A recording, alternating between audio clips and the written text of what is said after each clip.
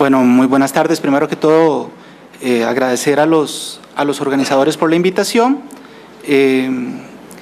porque muchas veces a nosotros nos pasa que muchas veces estamos metidos en el día a día y hay poco tiempo, estamos llevando proyectos de investigación en paralelo dentro del instituto y hay poco tiempo como para permitirnos unificar algunas conclusiones, y el participar acá fue esa excusa. Entonces, posiblemente esto inclusive nos obligue a generar algún documento en donde estas son algunas conclusiones muy preliminares, muy preliminares de 2 o 3 trabajos que estamos llevando a cabo en el instituto, yo y otros colegas. Entonces, lo que vamos a ver acá es una serie de reflexiones a través del tema de tratados de libre comercio y agricultura, sin tener una relación de causalidad. Es decir, lo que vamos a ver es… A ver, ¿para dónde apuntamos? Ya. Ahí. Bueno, esos son colegas que han participado en las investigaciones que estamos llevando a cabo. Estoy identificando para dónde hay que apuntar. ¿Hacia la pantalla? No, es que a veces no funciona, eso me pasó a mí.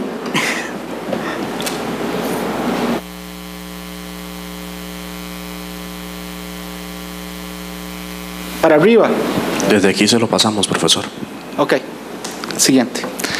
Entonces, como les decía, son una serie de reflexiones acerca de cómo los tratados de libre comercio y los procesos de apertura han fomentado, han acelerado y han incentivado una serie de cambios estructurales dentro de la base comercial agrícola, tanto a nivel internacional como nacional. Eso es a grandes rasgos, sin decir que hay una relación de causalidad directa. Evidentemente hay otro montón de factores que están favoreciendo estos cambios. La siguiente.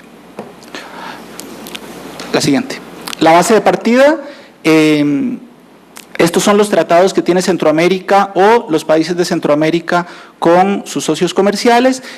Esto inició alrededor de la década de los 60, en donde estuvo muy fomentado por una fuerza de integración regional, y después los países se dieron a la tarea, a partir del año 97, 98, de empezar a negociar de manera individual con sus principales socios.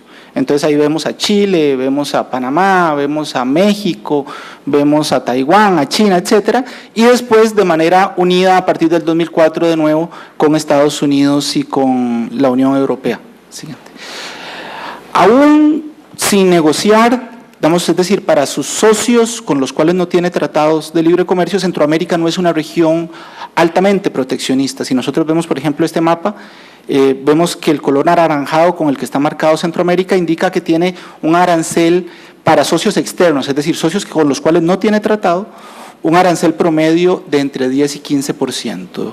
Y vemos el resto de regiones, sobre todo Canadá, México, algunos países de Europa o Asia, en donde tienen aranceles del 25, inclusive 30%. Entonces, Centroamérica, aún sin tener tratados de libre comercio con los socios, no es una región altamente proteccionista.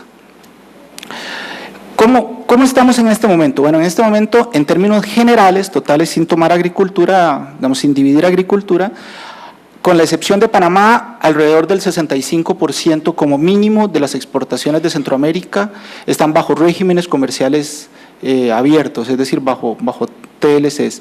Panamá es un caso muy particular en donde tiene menos del 50%, pero todo el resto tiene más del 65%, inclusive, por ejemplo, El Salvador llega al 87% de su comercio bajo tratados de libre comercio. La siguiente.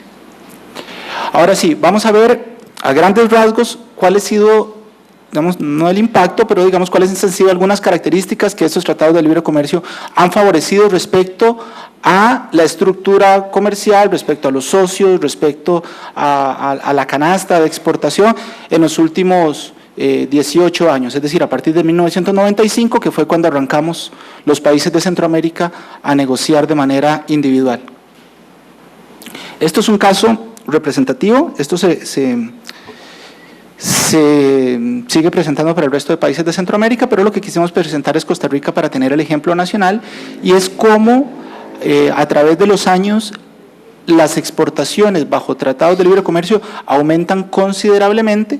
Esto tiene dos razones: aumentan considerablemente no solamente porque las exportaciones hasta socios bajo los que tenemos tratado aumentan más rápidamente, sino evidentemente si le empezamos a sumar a los socios con los que tenemos TLC, el porcentaje de no TLC empieza a ser menor, ¿verdad?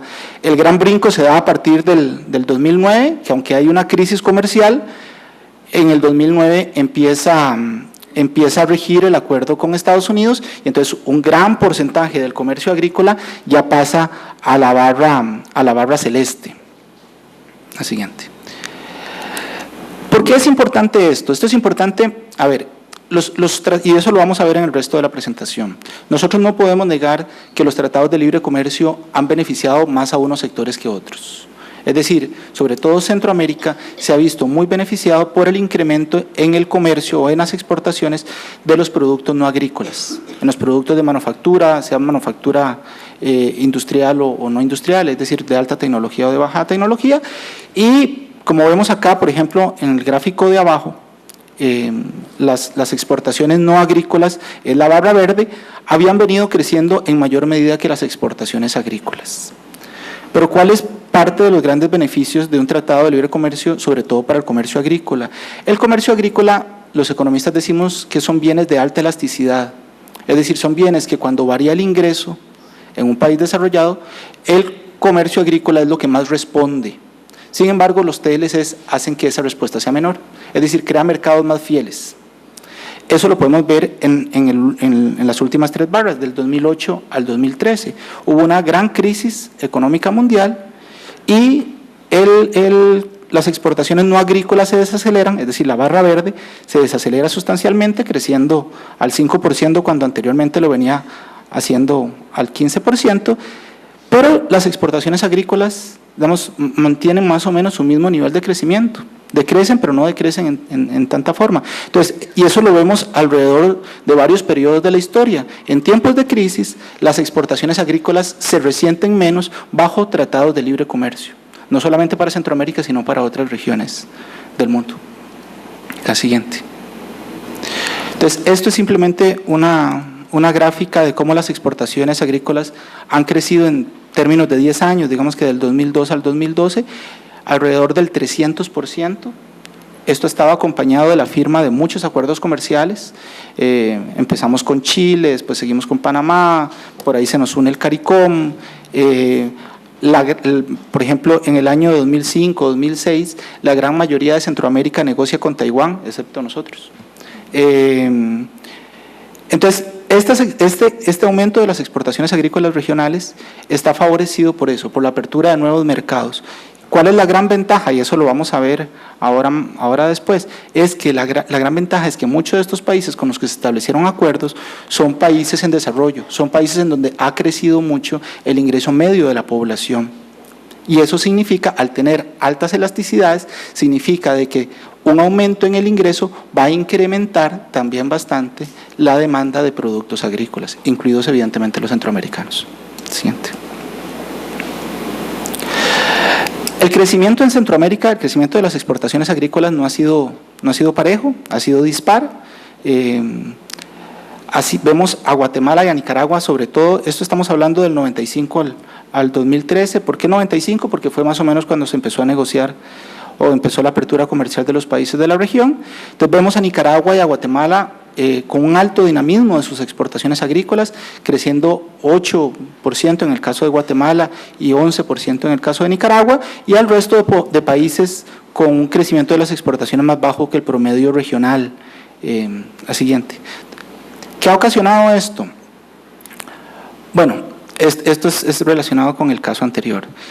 Como les decía, los tratados de libre comercio han beneficiado desde el punto de vista de comercio internacional más a las exportaciones de otros sectores que los sectores agrícolas. Acá es simplemente una gráfica de cómo se ha repartido las exportaciones agrícolas en los últimos 18 años.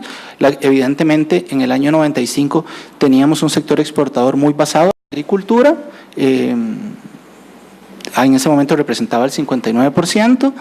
Al 2013 tenemos un sector agrícola que representa el 13%. Y ojo, esto no significa que las exportaciones agrícolas hayan decrecido. Vimos en la gráfica anterior que han crecido 300% en 10 años. Significa que el resto de sectores está creciendo a un mayor dinamismo. Es decir, estamos teniendo una canasta exportadora menos basada en la agricultura. ¿Por qué? Desde el punto de vista teórico, se dice que la apertura comercial lo que hace es acomodar las ventajas comparativas de un país.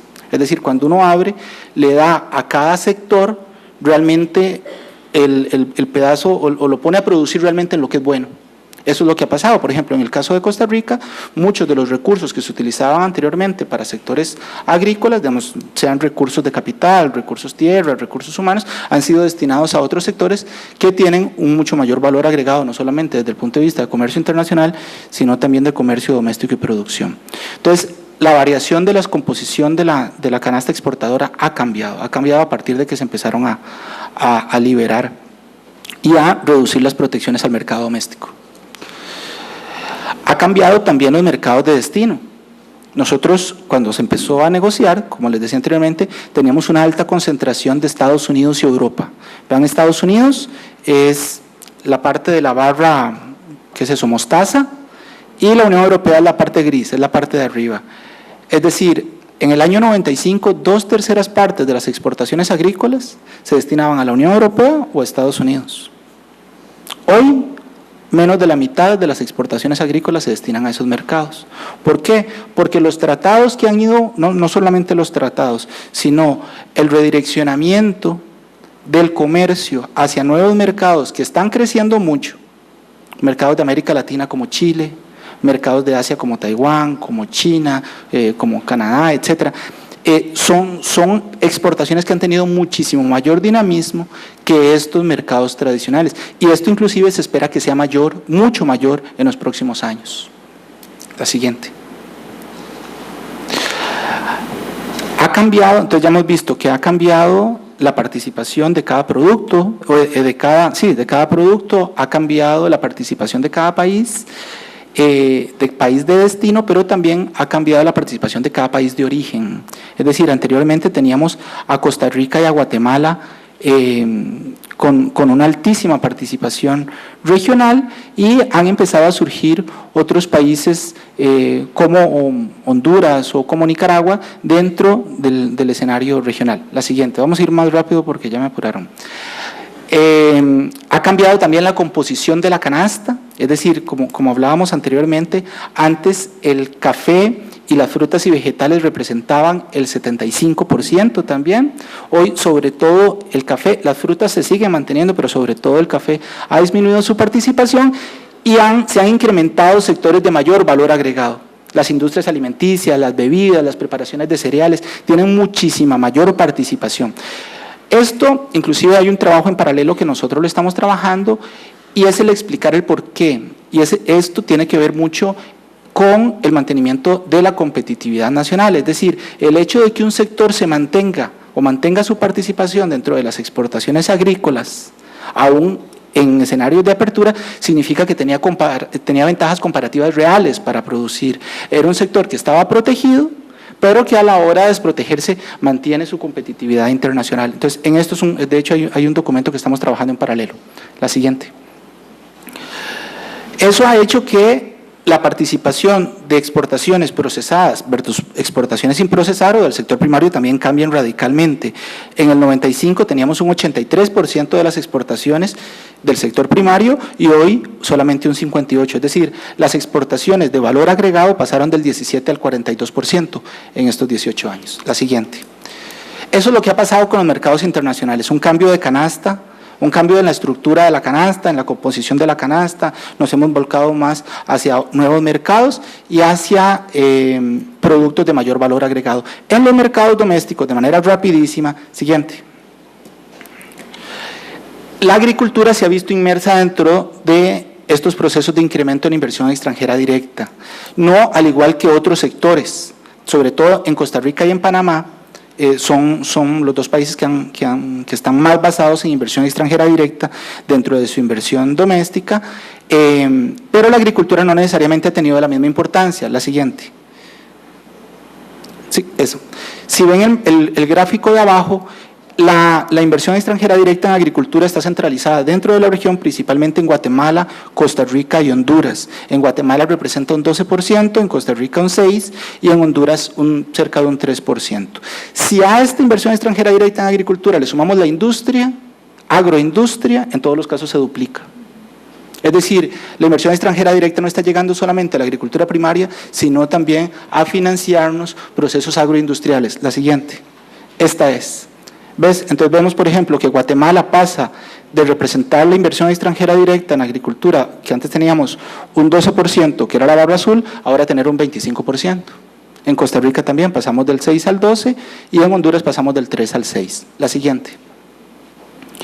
Sin embargo, hay que reconocer que la región no ha sido tan dinámica como otros países. Nosotros tenemos altísima competencia en inversión extranjera directa en agricultura y en agroindustria, sobre todo dentro de la región México, Brasil, Argentina, y vean cómo el gráfico de arriba, vean cómo han crecido esos países en atracción de inversión extranjera en esos sectores en los últimos 2 o 3 años, mientras Costa Rica, por ejemplo, para poner un ejemplo, que es la línea punteada que está abajo, prácticamente no ha crecido, se ha mantenido estable y muy cercano al mínimo. Y en el gráfico de abajo vemos a dónde está esa inversión extranjera directa en agricultura. Está centralizada en cadenas de exportación.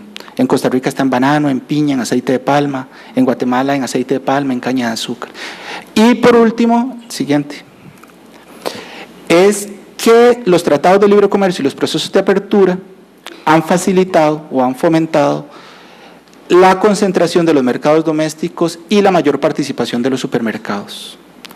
Somos consumidores cada vez más exigentes, los tratados de libre comercio, las tecnologías de información, los derechos de inversión han permitido que inversionistas en las cadenas de comercialización se establezcan en el país y cambien radicalmente las dinámicas de comercio doméstico. La siguiente. Vean, por ejemplo, este gráfico, este cuadro, por ejemplo, en Costa Rica el 50% del comercio de alimentos la tienen los supermercados.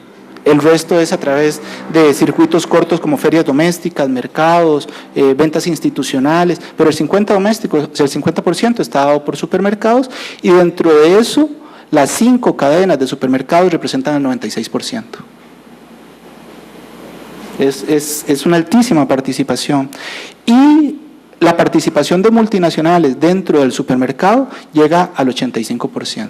Entonces tenemos un sector, tenemos una distribución de alimentos altamente concentrada, con alta participación de supermercados y con alta participación de multinacionales extranjeras. La siguiente.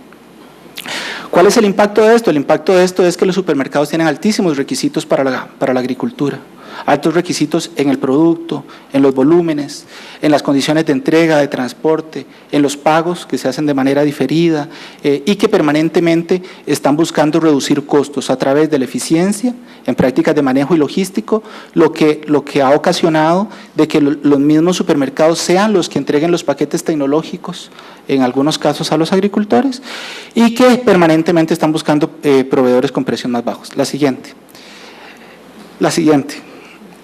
Ese es el escenario en el que nos encontramos. Entonces, ¿cuáles son, a manera rapidísima, los retos y que ya los han repetido los demás? Bueno, necesitamos trabajar en la construcción de políticas nacionales y regionales, necesitamos sistemas de información de mercado y análisis oportuno, necesitamos estandarización y regulación regional y una mayor articulación público-privada. En eso es lo que estamos trabajando no solo el ICA, sino una gran cantidad de instituciones nacionales e internacionales. Muchísimas gracias.